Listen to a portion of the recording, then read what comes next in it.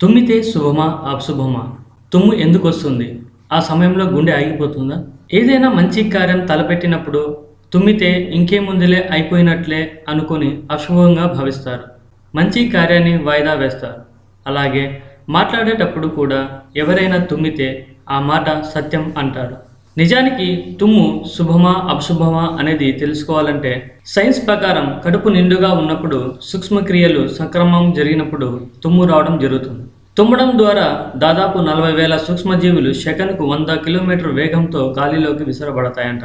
అందువల్ల ఆ సమయంలో చుట్టూ ఉన్నవారు కాస్త ఇబ్బందికి లోనవుతారు. మరి దీనిని అశుభ కారణంగా ఎందుకు భావిస్తారు అంటే ఆధ్యాత్మికపరంగా సృష్టికర్త బృహస్పతి శకున ప్రకరణలో సర్గుని సూత్రాలలో తుమ్ము అశుభం అని చెప్పబడింది.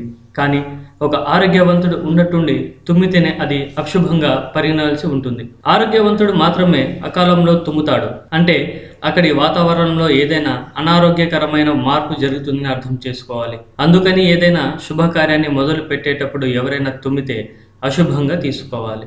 ఆ క్షణం గుండె కొట్టుకోవడం ఆగడం వల్ల దాదాపుగా మరణం సంభవించినట్లుగా భావించి చిరంజీవ చిరంజీవ శ్రీరామ దీర్ఘాయురస్తు అని అంటుంటారు. అందుకే తుమ్మును అశుభంగా భావిస్తారు. అయితే మంచి మాట్లాడుతున్నప్పుడు అకాలంలో ఎవరైనా తుమ్మితే శుభంగాను, ఏదైనా శుభకార్యం తలపెట్టినప్పుడు వెళ్ళేటప్పుడు తుమ్మితే దాన్ని అశుభంగా భావించాలని పండితులు సూచిస్తారు.